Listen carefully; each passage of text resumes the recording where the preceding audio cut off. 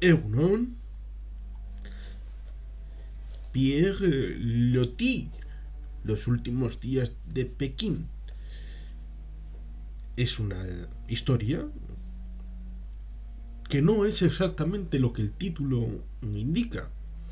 porque los últimos días de Pekín daríamos por sentado que se refieren a los sucesos que, por ejemplo, narra la película 55 días en Pekín, es decir, aquella película de Samuel Broston, jugada en los alrededores de Madrid, con David Niven, Charlton Heston, digamos, una historia relativa a los sucesos de la eh, época bélica, de esos 55 días de sitio de las legaciones occidentales en la capital del Imperio Celestial, es decir, de China, en aquel verano del año 1900. Y es más, sucedieron los acontecimientos de tal manera que ciertos periodistas occidentales, como por ejemplo este Pierre Loti, vinculado a la Marina de la Tercera República Francesa, entonces vigente desde los sucesos de la Comuna de París, de 3 décadas antes, tenemos ese elemento de que tratan de llevar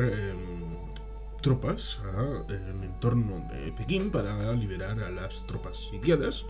valga la redundancia, pero por el camino entre París, es decir, bueno, no, el puerto no es París, creo que era Cherburgo, bueno, pues desde la Francia metropolitana hasta China, pues pasan unos determinados lapsos de tiempo en el que la situación ya ha sido vencida y Pierre Loti no puede sino ver con cierta frustración cómo la situación se ha resuelto en el grueso importante del asunto. Pero, y aquí viene el pero más importante, es cómo después de una circunstancia bélica se resuelve la postrimería cuando ya los focos han ido, ya no hay interés práctico en la testosterona, en el elemento viril de la acción y de la resolución del momento, porque eso, las consecuencias han de ser gestionadas de la misma manera que luego posteriormente se hablará en la guerra de los Balcanes que las bombas y las guerras las ponían los Estados Unidos y después, como si fuera la señora de la casa, ahí con el mandilón y con todo lo ahí en Europa, la Unión Europea salía por detrás a limpiar los vasos, recomponer la vajilla y tratar de arreglar la casa después de que los chiquillos se hayan divertido tirando las cosas por ahí. Con lo cual, esa distribución de tareas, pues no es realmente nueva, porque para la opinión pública, el hecho puntual, partero de la historia, es el importante, pero después las consecuencias, bueno, pues que se ocupen esos aburridos mandarines, chupatintas, los funcionarios. Eso ya no tiene glamour. ¿Cómo vas a contar esas cosas en libros? Cuentas la batalla, la épica, el valor, el arrojo de los soldados ahí en las trincheras hechas a toda prisa, las esquinas de las legaciones, en la borde exterior de la legación británica, ahí con libros apilados así como si fueran sacos terreros porque no tenían. Pero después que hace la necesidad virtud, se reconfigura cuando llega allí como un contador de la situación, un fresco en la situación de China, incluso hace viajes en los alrededores, no solamente en el propio Pekín, sino incluso viaja a tumbas ancestrales de los antiguos, iba a decir dioses, pero casi casi, los antiguos emperadores, que estaban enterrados a semejanza un poco del Valle de los Reyes, tiene un sitio ahí concretamente muy interesante, y va explicando lo que va viendo, cuando va pasando por los pueblos, cómo está China en realidad y cómo ha tenido que digerir esa derrota, que no solamente es esa, sino es el epítome de las guerras del opio en la segunda mitad del siglo XIX contra el Reino Unido primero, y posteriormente en la segunda también con otros invitados que tenían ganas de asistir al despiece y despojo del otrora todopoderoso imperio chino, que hasta el año 1800 era la primera potencia del mundo. Así pues, tenemos este libro de Pierre Loti como un fresco muy interesante y sugerente al respecto a una aproximación a la China del terreno en ese año 1901, 1902, es decir, después de los sucesos, para hacernos una idea de cómo de impacto tuvo esos hechos en la sí, se podrá decir que es un poco parcial, que tiene con la forma de ver, porque no solamente es la realidad, sino el ojo que lo observa, es decir, los prejuicios, es decir, el filtro que le puede aplicar el Pierre Loti al respecto, pero eso supongo que a un lector de 120 años después de los escritos y de los sucesos tendrá en cuenta cómo estaba la Francia en ese momento, cómo estaba la China en ese momento, de derrotada, cómo estaban las fuerzas geopolíticas respecto a todas esas circunstancias, y no olvidar el papel importante de los medios de comunicación, en tanto en cuanto se suele contar la anécdota de que en aquellos momentos, en el año 1900, había Juegos Olímpicos y por tanto estaban reunidos en una ciudad del Medio Oeste los corresponsales de la región, porque bueno, estos juegos ya habían terminado y bueno, pues tenían que sacar algo novedoso, impactante, y bueno, pues sacaron una historia respecto a que los estadounidenses iban a hacer una serie de adquisiciones en China para tirar la gran muralla china y hacer una serie de inversiones para pues, ampliar los dicen las malas lenguas que este elemento fue rápidamente incorporado a los medios de comunicación chinos y fue una de las puntas de lanza para incendiar esos elementos y que tuvieron mucho que ver con el levantamiento que precedió a los 55 días en Pekín. Es decir, excitar las bajas pasiones, levantar los ánimos en el peor de los sentidos posibles, es plausible dentro de las circunstancias, incluso en un momento en el que se tardaba mucho tiempo para ir de un lugar a otro a contar lo que había sucedido. Por ejemplo, 2 años antes, en 1898, cuando ya se habían declarado la guerra España y Estados Unidos en aquella guerra hispano-norteamericana, en una de las islas del Pacífico, creo que Guam, llegaron los barcos de los Estados Unidos, sabedores de que ya estaban en guerra, y prácticamente llegaron al mismo tiempo que los periódicos de Madrid que decían que estaban en guerra, con lo cual en principio eh, los acogieron como amigos, aunque ya eran enemigos y por tanto prácticamente les dijeron: hola, somos estadounidenses, venimos a que os rindáis. Ah, por cierto, estáis en guerra con nosotros. Mm, Hay que desmitificar ese elemento de que, bueno, pues la influencia de cosas que están lejanas pueden estar conectadas incluso en un mundo aparentemente tan desconectado como el de al caballo de entre el final del siglo XIX y el siglo XX. Por tanto, tenemos esta propuesta que adquirí en su momento, porque es una edición del año 2002, febrero de 2002, una primera edición en castellano, no es la edición original, evidentemente, que sería en francés, y con un esquema que habla de Carta de Pierrotí, llegada al Mar Amarillo, en Ninghai, hacia Pekín, la ciudad imperial, regreso a Ninghai, Pekín y primavera, hacia la tumba de los emperadores, esto que decía, y los últimos días de Pekín, refiriéndose a los últimos días suyos en Pekín. El 13 de junio de 1900 se perpetra en Pekín una matanza de cristianos, chinos y foráneos, porque uno de los elementos interesantes era el hecho de que había un intento de conversión de los chinos al cristianismo, cosa que empieza ya, por ejemplo, con San Francisco Javier, que intenta penetrar en China después de haber sido el primer occidental en arribar a Japón, y aun siendo una cosa de tiempo, de antiguo, en ese siglo XIX trataron de incorporar también desde el aspecto religioso a los chinos, aunque sin mucho éxito. Unos días más tarde asesinan al embajador de Alemania, cosa que se ve en 55 días en Pekín, y atacan a las cancillerías extranjeras en Pekín, que permanecerán sitiadas sin comunicación con el exterior.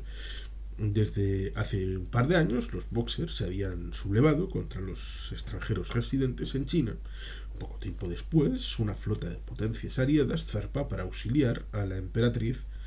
Zhou He y defender sus intereses tanto personales como materiales. Pero cuando arriba a puerto, la emperatriz ha huido y las cancillerías ya están liberadas.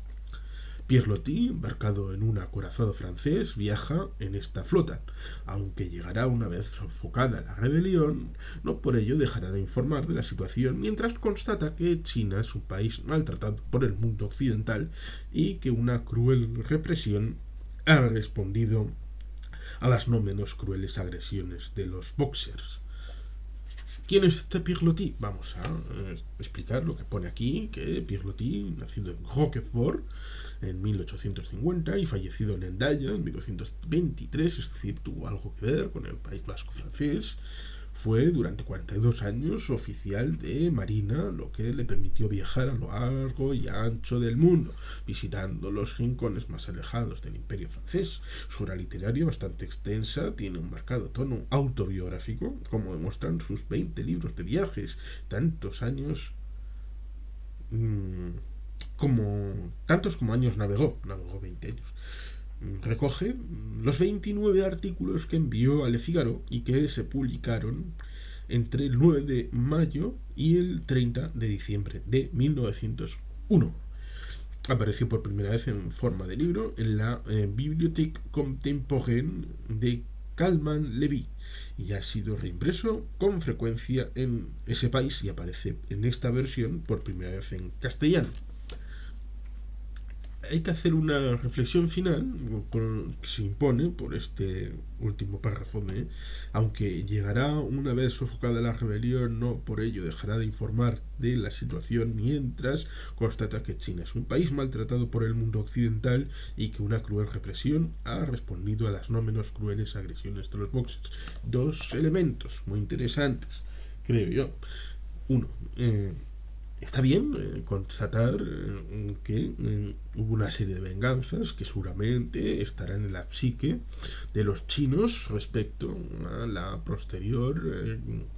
evolución de las relaciones con esos países que respondieron a defensa de los intereses patrios en la crisis de Pekín del año 1900. Es un elemento, el toma y daca, que está bien,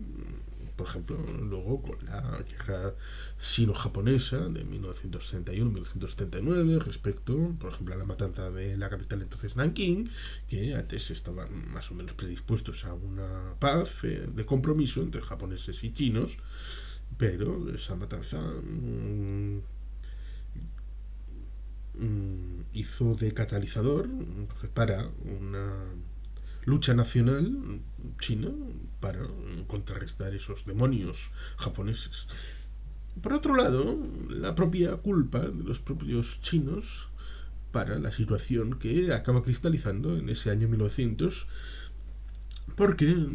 Y en esto hay que ser muy claro, las teorías de la conspiración pueden ser muy interesantes desde el punto de vista literario, desde el punto de vista argumentativo, un cuento que te lanzan y lo coges o no,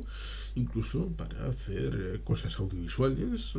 porque son muy atractivos, pero corres el riesgo de que eso detraiga la capacidad de análisis y de responsabilidad a los propios nativos. No iremos al caso de el señor Ata, egipcio si no recuerdo mal, y la teoría de la conspiración respecto al 11 de septiembre liberó a los egipcios de cualquier carga posible en la crianza, manutención e impulso de la personalidad de ese jefe Ata. Eh, y lo mismo para los saudíes. Y en este caso sería demasiado naif el tratar de exponer el hecho de que los chinos se fueron a la mierda en el siglo XIX, dicho fácil y llanamente, por el caso de los occidentales si ellos no tuvieron nada que ver. No, en los siglos precedentes los chinos tuvieron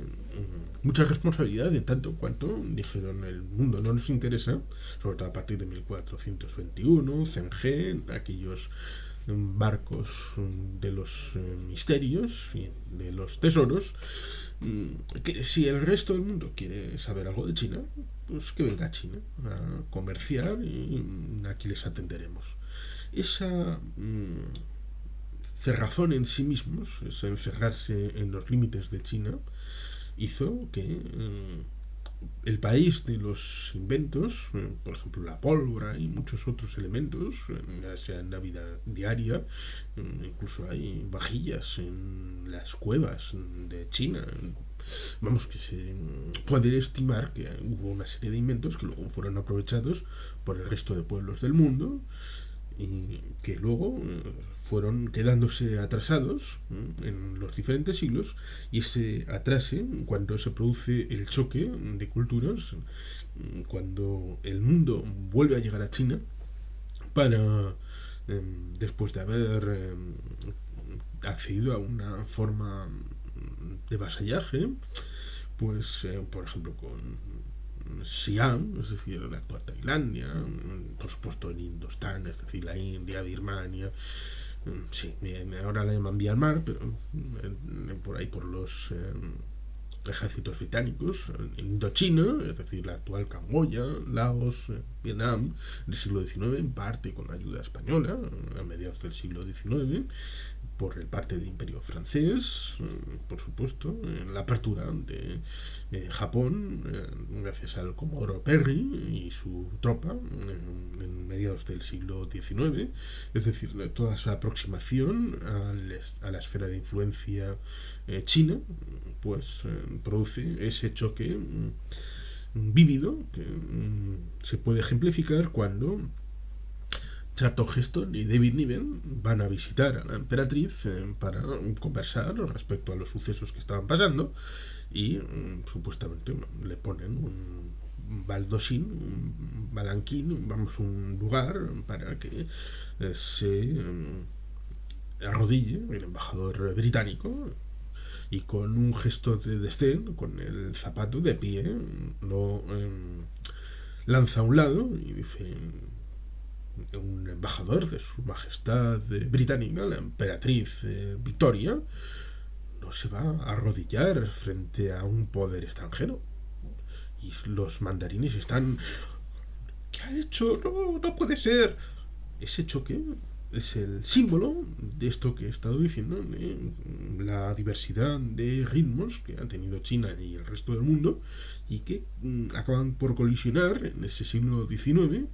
y finalmente en ese suceso de Pekín del año 1900. Y por eso es interesante tener tanto la memoria de todo lo que ha pasado para llegar a ese momento. El que quiera conocer ese momento exacto, evidentemente, este no es su libro, porque como he dicho, Pierre Loti llega tarde, pero los que hayan leído sobre el suceso y sobre, evidentemente, los previos, para lo que pasa después, porque el mundo no deja de funcionar, pues tienen este libro de Pierre Loti, Los últimos días de Pekín, para ver las consecuencias y el mundo generado por esa eclosión en ese momento concreto del año 1900. Y sin más, es que ricasco, agur berobat, beti helpean.